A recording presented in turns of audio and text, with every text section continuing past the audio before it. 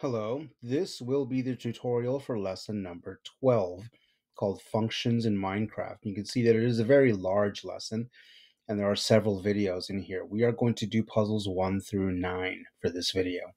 Click on number 1 to begin.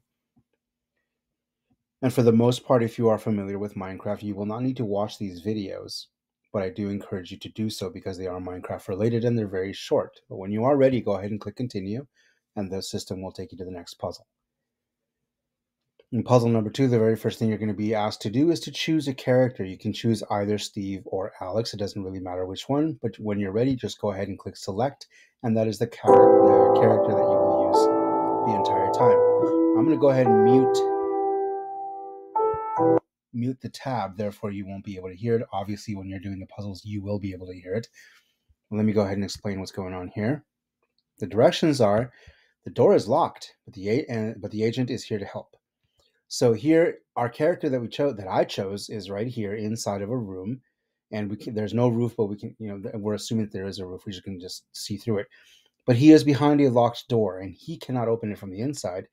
But there is a mechanism. There's a plate right here made out of wood that if something were to step on it, this door would open, and then we would be able to use these arrow buttons to move our character out. Now, the item in this case that he has to pick up is this chest right here. The code program that we're going to write is actually not to control our character, but rather to control the agent. We're going to ask our agent to take a step forward. That will step on the apparatus that will unlock the door, and then we will use these arrows to get our character to the chest, like this. Add the move forward block to the when run block, and then click run. Watch the agent stepped on the apparatus. Now the door is open, and now we can use the arrows. And yes, you can use the arrows that are on your keyboard. And there it is. And every puzzle that we do for this unit, that's exactly what you're going to do. You're going to write a program for the agent to do something that will allow Steve or Alex to do what they need to do. That was puzzle number 2. Here's puzzle number 3. Steve is headed on an adventure to help get the map behind the locked door on the right. Snap the code into the workspace to move the agent to the pressure plate so that Steve can get through. So the map is right here behind a locked door. So we are going to write a program for the agent to step on this. This will open the door, and then we will use the arrows to move our character, in this case Steve, up and over to pick up the map. Now there is an egg over here, or a diamond. There is a sheep here, or a cow, it doesn't really matter to me. And students always ask, can we go get those? And the answer is yes, you could go get those, but you don't pass the level until you do what they ask. And in this case, they're asking to get the map. So let's make our agent take 2 steps forward. So move forward, and then run the program. And he does, and he opened the door. Now we can use the arrows to get our character over there so that he can pick up the map. And there it is. Click continue.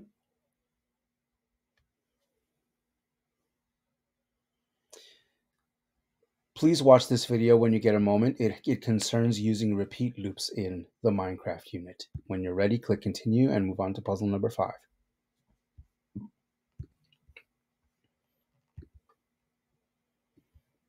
The directions here say Steve continues on the adventure and needs the compass. Compass is right over here, also inside a locked door. To prepare for the trip, code the agent to open the gate. So the agent is standing right here, and we're going to make him walk until he's standing on this pressure plate. At this point, we are going to use a repeat loop because it is a farther distance, and it has a number 4 in it. I don't know if that's enough, but let's go ahead and check it out. Let's put a move forward inside and see if that is enough steps. And it is. Now we can use the arrows to make Steve go and get the compass.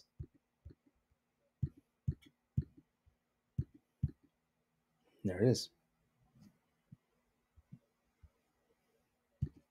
Click continue.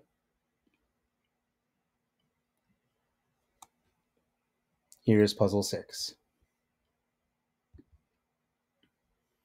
In the bubble, it says the agent can hover over water, but the player cannot. The directions say the agent can move across water. Use a repeat loop to solve this puzzle and help Steve get to the bucket behind the door.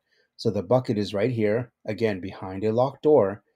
And in this case, our agent needs to go over some water and then get to one of the two pressure plates that will open this door. So we're going to go ahead and use a repeat loop. And it does say that he can go over water. He doesn't need to build a bridge or anything like that. Just make him move forward. The number inside is a 7. Let's see how that does. Very good. That was enough to open the door by stepping on the pressure plate. And now we can move Steve using the arrows so that he can go get that bucket.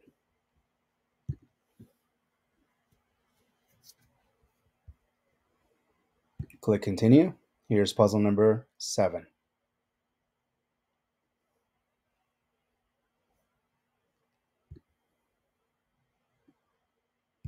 Okay, now the directions say you made it across. Now get Steve safely through the maze to collect the axe.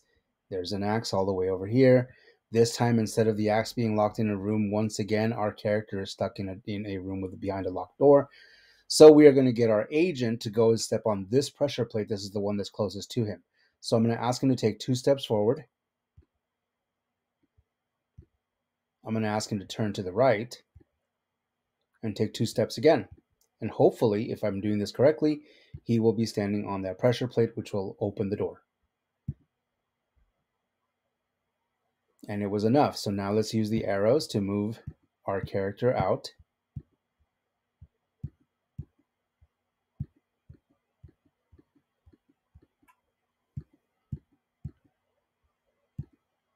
And he gets the axe. Click continue.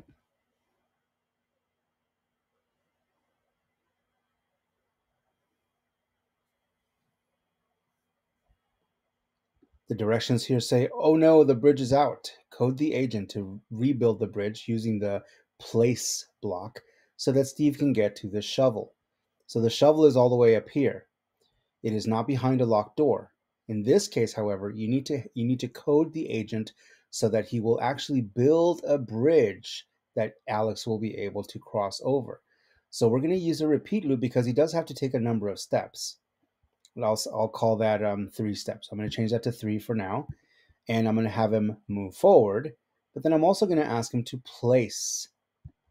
Now here, there are different types of planks. Well, the first one says sand, so that's kind of odd.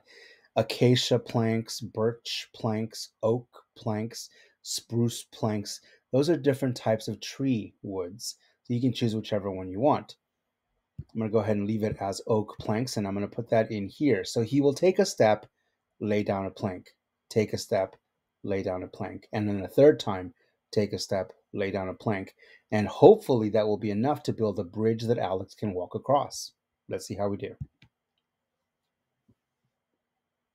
Very good. Now we can use the arrows.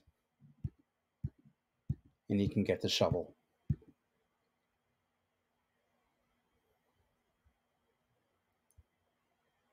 Click continue. This will be puzzle number 9. It'll be the last one for this tutorial.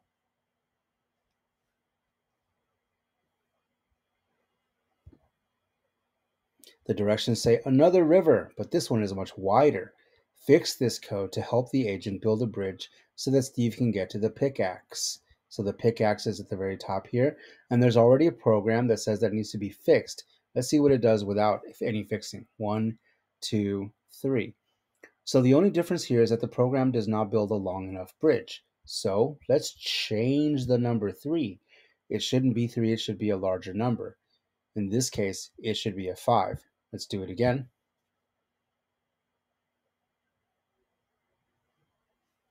And now we can use the arrows to move Steve or Alex over to get the pickaxe. And that is puzzle number 9. This is where this tutorial will end. You are welcome to close code.